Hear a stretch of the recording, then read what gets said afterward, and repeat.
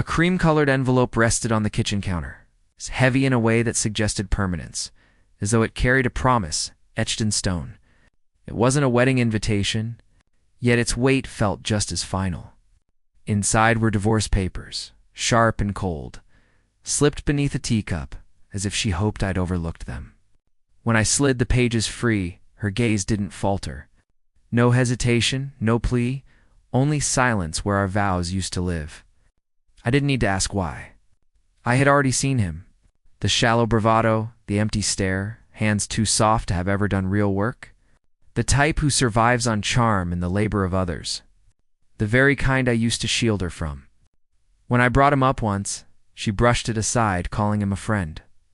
Her laugh came sharp, dismissive, pained me as insecure, paranoid, a classic diversion. I let it pass, allowed her to think I believed her. But the night I read his message, late again swing by, everything ended. In that moment, I wasn't her husband anymore. I was a ghost in my own life. It hadn't always been like this. I was once the man who woke early to make her tea before her teaching job. The man who built a garden shed because she said sunflowers carried summer into her soul. Together, we built more than a home. 2 cars, a house, a branding firm from the ground up. She charmed clients. I crafted strategies. By year 2, we were making 6 figures, living the dream we'd built side by side. But somewhere in the race towards success, I stopped being her everything. He became the thrill, chaos wrapped in a smile. A bartender strumming chords, drifting without direction. She used to mock men like that until one dawn she slipped home at 5 in the morning, forgetting the time. No apology, no shame, only a shrug. That's when I started following the trail. Each lie a breadcrumb, each inconsistency a crack in the glass. The night I found them, I didn't storm in. I stood across the street, watching her silhouette glide behind his curtains, her body outlined against the light. I didn't shout. I didn't break.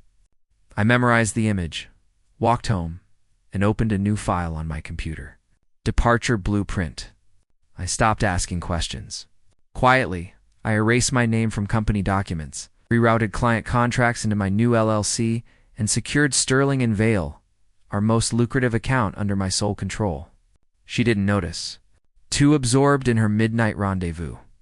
I installed tracking software, watched her keystrokes, read her texts, saw her share my routines, my business plans, our finances with him.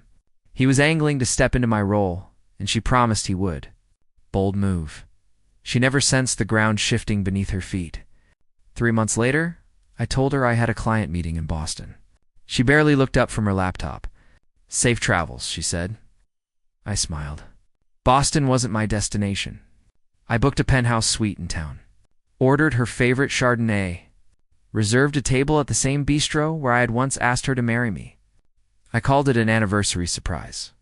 She agreed without hesitation. Guilt, after all, is the perfect disguise. She arrived in a crimson dress, hair pinned back the way she wore it when she still cared. I let her sit, order, chatter about nothing. I nodded, smiled, even brushed her hand. Then I slid an envelope across the table. She opened it, puzzled. Not divorce papers. My resignation from our firm. Complete transfer of ownership to me. The contracts were airtight. Signed by clients, sealed by the board. Her name erased from every ledger, every deed. "What is this?" she whispered, voice trembling. "A goodbye," I said. She gave a shaky laugh. "You can't do this." I leaned forward. "You already did." Then came the final blow. Printed transcripts, her messages to him, their plans to edge me out. Her calling me a reliable drone. Her hand trembled around her glass. I stood, placed the house keys on the table. "They're yours now, along with the debts." Her eyes glistened. "Wait." "Too late." I walked away. Never looked back. A man trading his past for peace. The next day, he sent me some empty threat about legal action. I replied with the confidentiality clause he had signed when we launched business. Breach of trust, years of litigation, enough to drown him in fees. He disappeared. Now I live by the shore.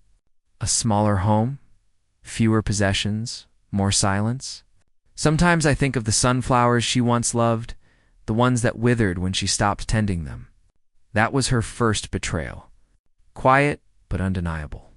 Love doesn't abandon what it cherishes.